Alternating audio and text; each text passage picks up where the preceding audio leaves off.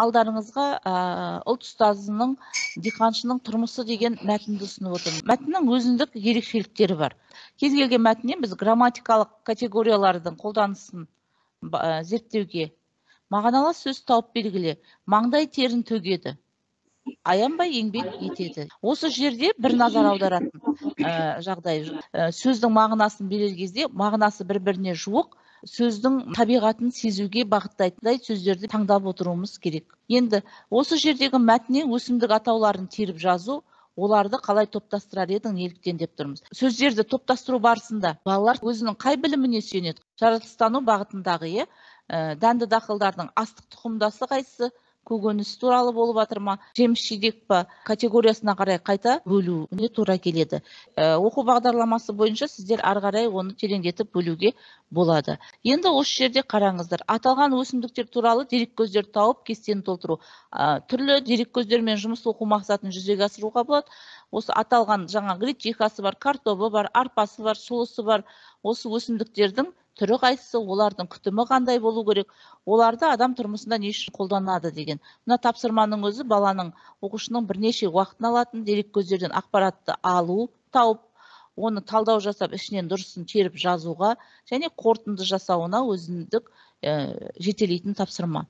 Енді біз әрқашан балалардың сөздік қорын дамытуға назар аударып отырамыз. Осы жерде тәулік атауларын тауып кестеге түсір дейді. Қазіргі кезде мысалға көп қолдана бермейтін қандай тәулік атауларын кездестірдіңіздер жаңа? Дұрыс. Сосын таңға қатысты? Таң сәріде. Таң сәріде деген бар, таң сарғая деген.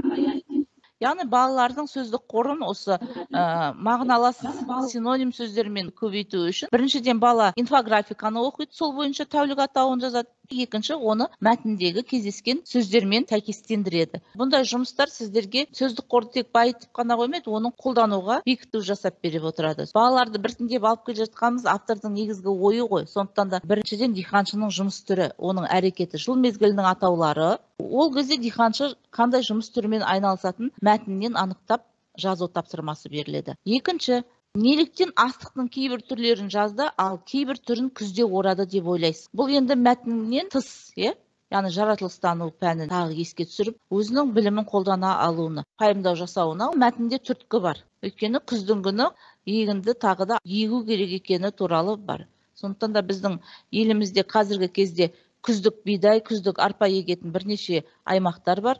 Солар туралы ары қарай байланыстыруына болады баланың. Енді мәтіндегі диқаншының еңбегі ауыр еңбек екенін дәлелдейтін деректерді мәтіннен тауып жаз. Немесе диқаншының еңбегінің қоғамға пайдасы туралы өз ойыңды білдір. Біз осы жерде тәрбиенің қай аспектісін жүзеге асырып отырмыз? Еңбекті бағалау және еңбек